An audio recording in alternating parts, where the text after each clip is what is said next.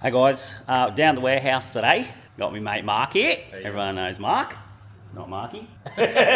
Me and Sez are heading away. It's nearly Easter. Me and Sarah are heading away for 2 weeks in the Tinny and the 80, doing some filming, fishing. We don't know where we're going to end up, somewhere between Brisbane and Cooktown. So first things first, maintenance on the boat. So I'm going to check all my bearings. Me and Mark are going to service the motor here today.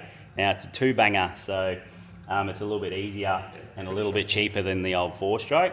4-strokes all the way, nicer, quieter, way better on fuel, much more reliable. But the good thing about 2-strokes is you can drop one of these in the water and you can get it going again, yeah? They're cheaper to buy, they're very cheap to service, and they've got plenty of balls. So today we're going to show you how to service your very own 2-stroke motor, because I think it's important to do. And by far the most expensive part is labour, and if you can do it yourself, it's always better to get a mechanic to do it, because I wouldn't know how to do this by myself, but I'm going to learn today. But you know, if you want to save money, it's something you can do yourself, 2-stroke. Definitely.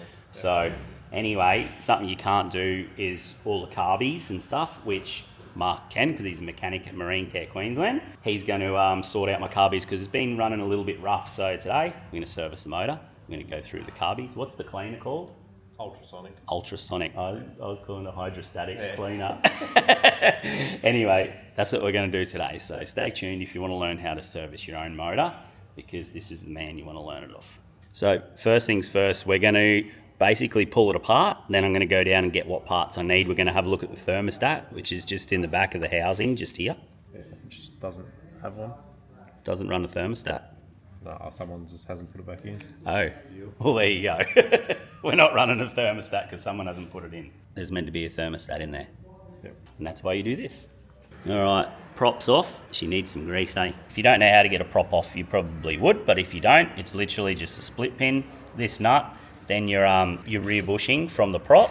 So that just spaces it out nicely off that seal there. So the idea of these, when you get fishing line around your prop, it normally catches in there and doesn't go into the seal. So, that's it. Yeah. So then, you know, your housing will sit on there. You got your nut, split washer, nut, prop, and then your housing here. So like Mark said, that's to keep fishing line out of your seal, which keeps water out of your gearbox. Yeah. I'm pretty good, eh? But what Mark's just spotted is the prop has a lot of wear on it. So when we go down and get some parts for the Merc, we might see if they've got a bit better prop than that, because I'd say I'm losing a little bit of speed out of that for sure. And if I turn pretty sharp and go to take off, it'll cavitate a little bit, not too much, but that would nearly 100% be what that problem is. Yeah. All right, so what we're doing is we're pulling this apart and we're just putting a parts order together, and then we'll go down and grab it. So we're dropping the gearbox off. So your gearbox will be these 3 nuts on this side and 3 more on the other side. Then this whole leg will drop out from the bottom. Got to keep an eye on the spline here and how that comes out, because this one looks like it might be a little bit different to usual. And then also there's a bolt up here, Mark was just saying, which catches people out. But a lot of them do. Yeah, so there's a little cover you pull off there, and most of the time there'll be a bolt just up there you got to undo. A few people will be hanging off that leg for a while, wondering why it's not coming out, eh? They normally smack the cav plate and take a chunk out of it. So just taking this slowly, because like Mark said, that spline's a little bit different to usual. Make sure it goes back in the way it come out. All right, we're thinking, we don't know, but there's 2 split pins there, and we're thinking we have to tap one of these out in order for that spline to come off like a smaller spline. You can see that little one going inside it up there. Yeah. There we go, so that was it. Just a split pin through there holding the spline on. Roll pin. Roll pin. Split pin. I can't do 2 things at once, eh? Filming and talking just doesn't work for me. Nah. Hey, tell them just quickly what you told me about Bordeaux. So when I was building my trailer with Bordeaux, he asked if you could weld and then stick a bit of metal to it and think it will stick. And I was like, what? There you go, Bordeaux. That's one of your best, mate. Mark just told me that story. He goes, it took me a couple of minutes to process it, and then he's like, wait, what did you just ask?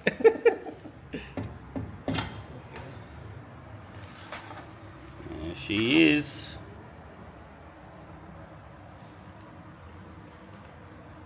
So this, I believe, is your water pump. Yeah? Yeah. Yep, so inside here, at the bottom of this spline that comes out of the gearbox, you'll find your water pump. Alrighty, and in there you'll have an impeller and all that sort of stuff. We're just seeing if we need a full water pump kit or just the impeller or what? Alright, here we go. Whoa. See how that is. Not too bad. It's got a bit of memory in it, but not terrible. They're What's decent that plate size. like? Yeah, it's not too bad. The base plate's not too bad either. It's a little bit of wear, but nothing to be concerned about. Yep. Yeah, so that's like Mark's saying, wear in this plate and then wear in this plate here is not good. How do you tell if there's wear in it? Like you'll start getting real deep ridges and stuff. Yeah, all the way through it. Yeah. If you're dredging a lot of sand, you'll see them get pretty bad. Yeah, because it just scratches it out while Yeah. the impeller's spinning. Yeah. So there you go. So we won't be new ones of those. Not just new impeller and Beauty. sand it. So as a full water pump kit, when you hear people talk about that, it'd be impeller, these housings in here, is it? Yep, These yep. Base plate plates? gaskets, and then new housing. Sometimes they only come with the actual insert to the housing. Yeah. And then the housing's another part separate. So Yeah. Sweet. depending on brands. All right. Well, that's good. Yeah. Looks in pretty good nick, the old bloody Merc so far. All right, carbies. Your carbies, if you don't know, are just inside this black box here, these three here. So that would make it a 3-cylinder. Sure does. This is what I think is not running the way that it should. It still purrs along, but at low idle and low speeds, I can feel a little miss. So we're going to double with these a little bit too. But I know nothing about carburetors.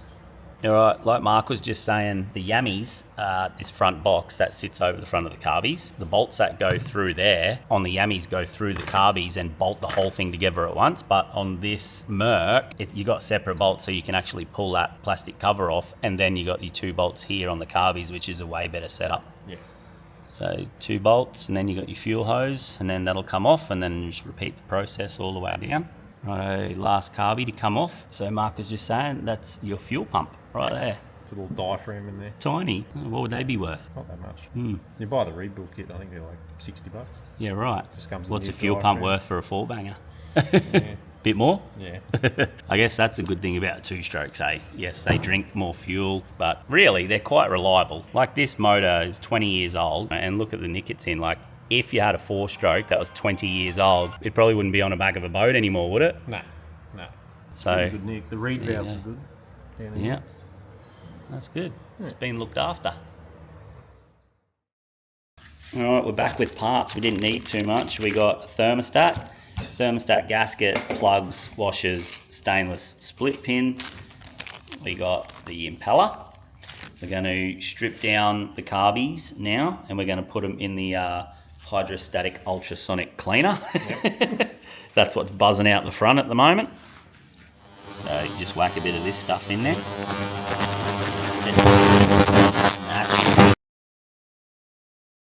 They do jewellery and all sorts of stuff, Mark was saying. But anyway, so that won't clean out the jets, but will it? You got to clean the jet out yourself. I'll clean all of that. Really? Wow, there you go. So once you undo the 4 screws at the bottom, your bowl will come off. Now, inside the bowl you got your float. Then up in here you'll have your needle and seat. So you undo that little Phillips head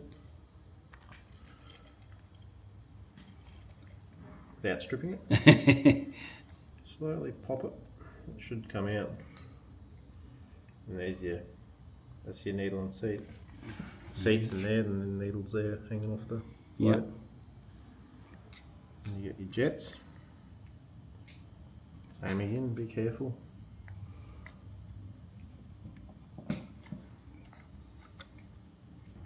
There's one in there too, which my screwdriver's not going to... Need a smaller one. Yep.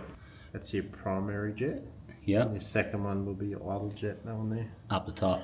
Yeah, this one here. They're the things that get gummed up, eh? Yeah, that's why these ones don't normally gum up because of the size of them. Yeah. Yeah, idle jets would be the one that builds up a bit of crud basically. Yeah. And if any of them in all 3 carbies block up, it's going to cause issues, yeah? Yeah. So really just one, like at idle, if one jet plays up, like one idle jet, you'll run rough. And Yeah. idle. Yeah. But as soon as you give it some, it'll clear up because it's going to yeah. your primary. Well, that's what it jet. was doing. It was running a little bit rough at idle. But we'll clean it all up and it should be good. Ripper. Yeah, that's a bit smaller. Yeah. So they're the ones. So that's your block little up. jet. Yeah. There you go. Any of those holes or even inside it, eh? Yep. So that's the mixture screw, so that's like air fuel. Yep. And then These are like Venturis for airflow into Yep. the carby. far out, man. So you got like involved. so many little bits that can just block up. Yeah. It's crazy. And that ultrasonic cleaner will go clean through all everything that. out, yeah. Wow, that's good, eh? 1 down, 2 to go. Yep. So that's it. That's a cool part I wanted to show is like stripping the carby because, like Mark said, people get intimidated by it, but it's not very hard. So I might even try one. Yeah, can I? Yeah. Mark was just saying, that's how he lays them out when he puts them in the ultrasonic cleaner, just so you don't lose any bits and bobs, even though it's sort of sealed in there. You can see how small they are. Yeah. While the carbies are in that ultrasonic cleaner here, we're just going to do all the water pump area. So usually if this wasn't in such good nick, what would you do? Emery tape it? Emery tape any sort of ridges off it. Yeah. Any Same burrs.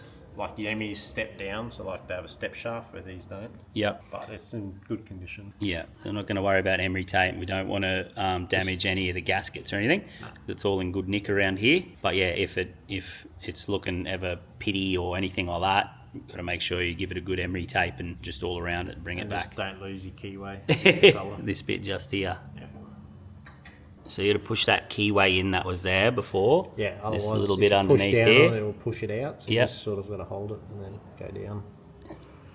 Nice and easy. Yep. And that's what grips into the back of your impeller Yep. and spins while this spins in the shaft, which then spins the prop. Yep. And this spins the water, pushes it all up through your cooling system, and that's how it works. It's bloody clever, eh? When you see it like that. This little thing, one of the most important parts. Not going far without it. Now doing impellers, you got 2 different ways of doing them. You can put the actual impeller into the housing, line it up, and then slide it down onto the keyway. I like to put them on the keyway first, and then put the housing down over it. Yeah. And all you do is, You know 100% it's in then, eh? yeah. But some do have an O-ring around the impeller housing, and if you do it this way, it will catch it, so you can't. Yeah, right. So it's hitting, like you just got to know what you're doing. Different motors, different ways of doing it. This bit's very important. Also, Grease putting a bit everything. of grease on every single bolt before it goes back in. Yeah. Then you'll be able to get it back out. A little bit on the splines. Just lubricating your shaft there a little bit, Mark. And there, bit in there where the splines are going to go into. That's the water tube. Oh, is it? Where's that? So I'll show you. I didn't even see you pull that out. No, it's- Oh, here's a spline here. That's the gear shift spline, and the other one. So that bit there is your water tube pickup, which obviously pumps it up, comes up through the head into the telltale, Pushes up through the block. which will connect into this here. Down there. Alrighty, so that's exactly what your impeller does, is pumps the water through that, up into this tube and through the whole head of the motor. Obviously this bit has to click in up the top there. Yep. Mark's probably got a tricky way to do that because it can be a pain in the arse sometimes to line up, can't Yeah, you bump the starter. they?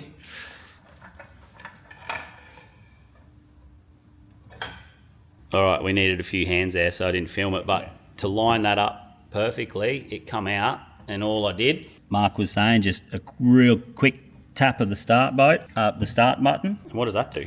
But it spins the power head and lines the spline up. Yeah, right, it went straight in, eh? Yep. It was literally just like, dunk, split second touch of Just the starter. Hold a bit of pressure on the box, and then it'll just spin and slide straight in. Yeah, right, so what would you do if it wasn't a push button start? Pull the pull start a tiny bit? Yeah, but big engines, I have a push button that I hook Yep. into the starter motor, Ah, and I can do it all myself. yeah, right, that's good, eh? Yeah. There you go. If you're handy, you could just do that. You've got a little push button that you put onto the starter motor. Yeah, hook it up to Positive the- and negative. Yeah, on the solenoid, start Yeah. solenoid. Yeah, I'll just turn the motor over. How good's that? It hooks a wire up, a little push button start to the solenoid, which is easy enough, eh? Yeah. And then just quickly push it and it'll allow that spline to go straight in. Greasing up these 6 bolts and that's the water pump done. Alrighty, lining this back up now. That's your top part, that's the bottom part. And Mark will explain it because I don't know how to do it.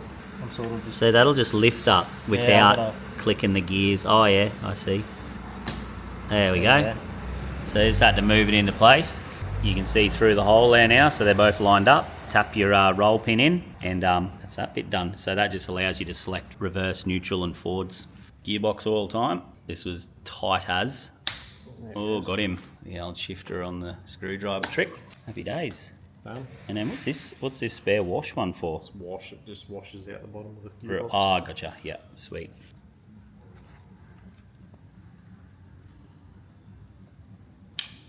Please don't be milky. Look at that, mate. Pretty good, actually. It's good, eh? So if it's milky, which it's not, it's a good sign you're getting salt water in your gearbox, which is not a good sign. No. What can make you get salt water inside your gearbox? Fishing line around your prop shaft. Yep. Choose out your seals. Yeah. Some motors will corrode out the base plate on the propeller, and then it will get water in through the top seal. Yep. But yeah, they're your main two. And bung washers. If you don't replace your bung washers. Yeah. Oh, really? Yeah. So that's just those two little washers that we had over there. Because they're a compression washer. Yeah. Designed to be crushed once. Yeah. So And if then you go crushing them multiple times there. salt water in your thing just end up flogging out your gearbox, eh? Yeah. Yeah, definitely. So Your those bearings. little washers, Yeah. make sure you get them with your kit. Yes, definitely. Plugs don't look super. No, they got quite a bit of carbon build-up. I don't think they've been changed for a fair while. Yeah. But we got a fresh set, so we'll run a fresh Oh, new set in it. Yep. I reckon the top two carbies are the problem. Overfueling. That's why they're building up so much carbon. Where the bottom cylinder is burning pretty good. Yep. Yeah, you can see a difference in them, eh? Yeah. Just burning a lot cleaner. So we'll do the carbies and it should run good. Yeah, that's the new plugs here, so they'll go in. But I've definitely noticed that a cold start, she blows smoke like a bloody Bob Marley. it's everywhere. So, and it's just a little bit rough at, like I was prawning the other day, and just to throw the net and click it into reverse, it'd stall on me a bit. Then I'd start it again. Always starts fine, runs fine underway. But yeah, like any low idling sort of stuff, and that's what you said, hey, jets and all this sort of stuff is If they're at sitting for low a idle. long period, you would want to run them out of fuel. Yeah. Just so there's no oil build-up in your... Yeah, right, okay, there you go. He said if it's sitting for a while, better off running it out of fuel, so disconnecting your fuel, sitting it on the bus, just run it out of fuel, so there's nothing sitting in there and gunking things up. But plugs are probably one of the easiest things you can do, eh? And without your plugs running well, your motor's not gonna. Thermostat housing, we've cleaned up all in there, sucked all the stuff out of it. No need to get them perfectly clean. Mark's just cleaning up the cover on the inside so we can fit a new gasket. So new gasket, new thermostat. This thing won't know itself, eh? No. 60 degrees, it says on there. So that's what it will open up to and allow the water to flush through the motor. Yep. So earlier Mark was just saying that not running a thermostat won't do any damage to a motor, but what it also does is makes the motor run cold all the time. Yeah. So it's almost like, you know, when your motor warms up, they run better. It doesn't really allow it to warm up because it's just pumping cold water in constantly. Yeah. So having a thermostat in can just make it run crisper and better. Just got to fit him in. Yeah, tight fit. Oh, is that it? That's in, is it? Yeah. Oh. Sits into the housing. Yeah, right. And then that'll open up. And another way I think that you can test if your thermostat's working all right is you can put boiling water, and drop your thermostat in and it'll just open automatically. A lot of the time you feel it with your hand too when you put your hand on the cover. Yeah. If you hold it there for like 6 seconds and it's starting to get like too hot, you normally know it's about 60 degrees. Yeah, right. Yeah. Oh, there's a bit more going on there. Yeah, they run 2 thermostats. Really? Yeah. 2 thermostats? Yeah. You're right. You can see now, before you could see it, it was all nice and clear, but now it's gone all dark now because it's boiled all the crap off it, and you can see it actually boiling the crap off it still. Yeah. Okay. I'm having a go at pulling my first carby apart. Pressure's on. Pressure's on, mate. Well, I had a crack at my first carby. Wasn't quite as quick as this video is showing, but if you follow exactly what Mark showed you before, it's a piece of cake. Alright, so we put the carby in the ultrasonic cleaner for 15 minutes. So this is one of the jets. You might not be able to see this. So you can actually see through it there now. See that little white dot? You couldn't see that before. It was the most minute, minuscule little light, but they were 100% blocked up. So that's the first one. Alrighty, gearbox oil time. There's a couple of ways you can do this. If you've got the tools, always better to pump it in from the bottom until it makes its way up and out of this hole just here, because then you don't get airlocks. If you have that nut in the bottom and pour it in the top, you can get airlocks, and you just need this absolutely full of oil. And you want the motor trimmed pretty level. Yeah, so this is a little contraption. It's a little pump bottle. It's just a normal bottle with a pump in the top, and he's got a adapter there. Just force it straight up. Should come out of there shortly. What do they take roughly? Oh, half a litre. Yeah, right. Not much. Bugger all. Yeah. And here she comes. So it's full. You want to chuck the Top bung screw in first. first. Yep. Whack the bottom one back in. Gearbox oil is done. It took about 650 mil, so not much at all, but one of the most important parts you can do to get your motor running good, because they don't run real good without gearbox oil, apparently. We just put the anode back in. It's also a fin to control which way your motor pulls here, so if your motor's ever pulling one way, you can actually adjust this fin and it'll help it run straight. We put the rear seal on.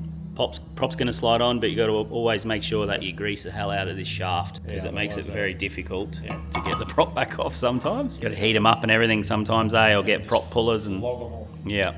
Alright, I just ducked off to grab the earmuff so we can give this a run out the front soon and just get all the sounds right. Well, when I say us, I mean Mark. The big fella's fair into it here. He's got all the carbies back on, put together. He's just sprayed it in some nice citrusy smelling substance. Silicon spray.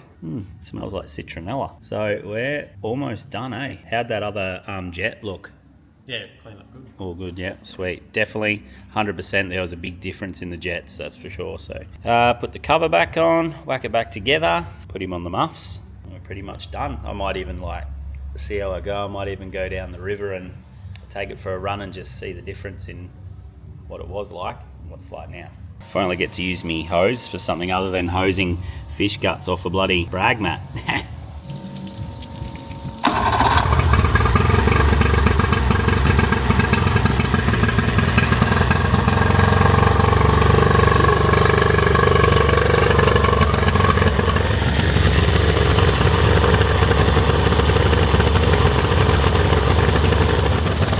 Telltale's definitely pumping harder than was before. That was only trickling out before.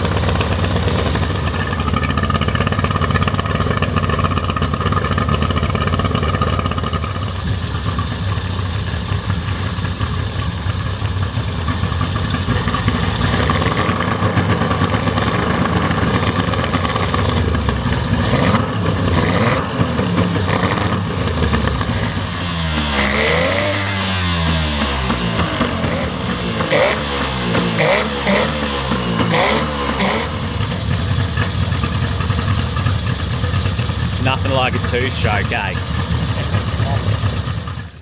Ta-da! Just like that, we are down at the river. This is the Logan River here.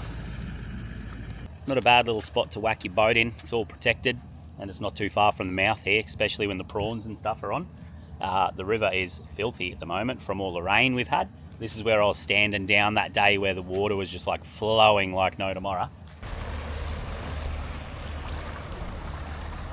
Anyway, seeing as though we're heading away for 2 weeks and possibly to areas we don't know where any mechanics or anything like that are, we could end up at Cooktown, we could just all weather dependent. I thought I'd get this done because we leave in a week and a half, and I just wanted to come down here and trial the motor out, because while it runs good, like I was saying, at speed, when it was idling and after it started, that's when it was just running shonky, yeah. And especially, like I said, prawning, where you throw your net and you've got to back up at that reverse, at that low idle or whatever, it was just like, and it'd stall. So I knew there was something going on with the jets, and I think it's been a long time since the carbies have been done. So they're done now. Another thing I'd like to get is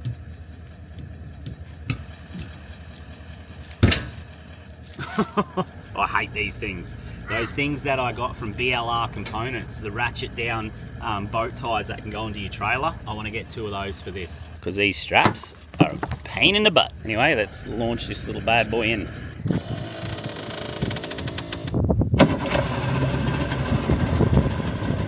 "100% man, 100%. That is idling so much better. Wait till it sort of does that little cool down drop the revs thing and see where it's at. But that's awesome. We'll take it for a good run, and we'll see how it goes once I idle up and reverse and stuff.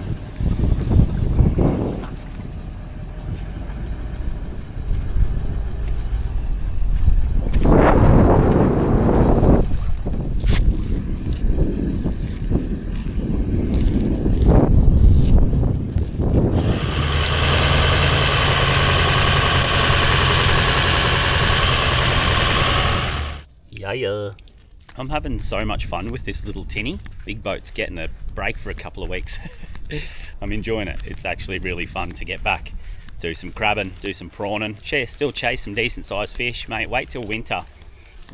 I'm going to take this thing offshore. Mark my words, I'm going to take this thing offshore fishing. I'm going to take it diving with the boys. Just got to pick the right weather, the right swell and the right tides, and we'll be good. There'll be whales 10 times the size of this boat.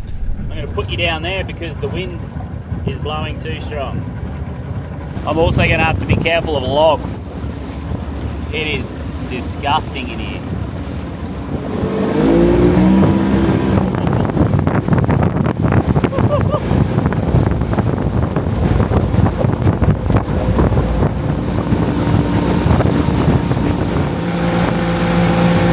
Sounds primo.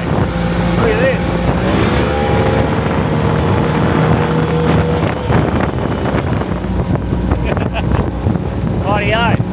At the moment it's running mint, but it was always running pretty good like this. It's when I came to a stop that it started running a bit funny, so I'll pull up.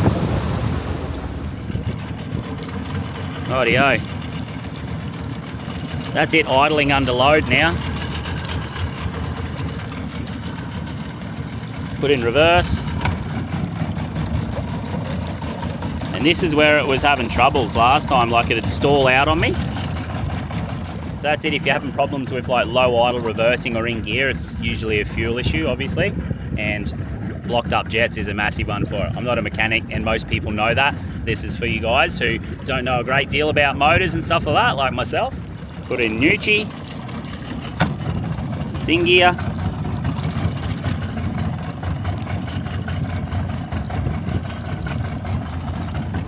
Personally, I reckon like the idling screw could maybe be wound up even a touch more. I don't know, leave it in the comments. What do you reckon? Have a look. That's her idling. Well, just in gear at the moment.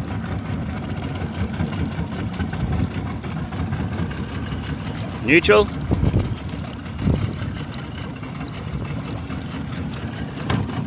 Reverse.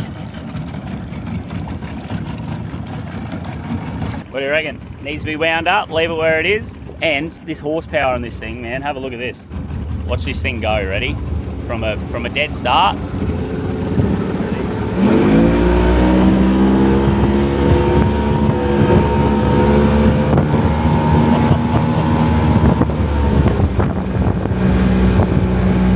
They don't run much crisper than that. Mark said, after we finished and we were just having a chat, he said, looks like a really good little motor, that one. It's all nice and tight, tidy inside.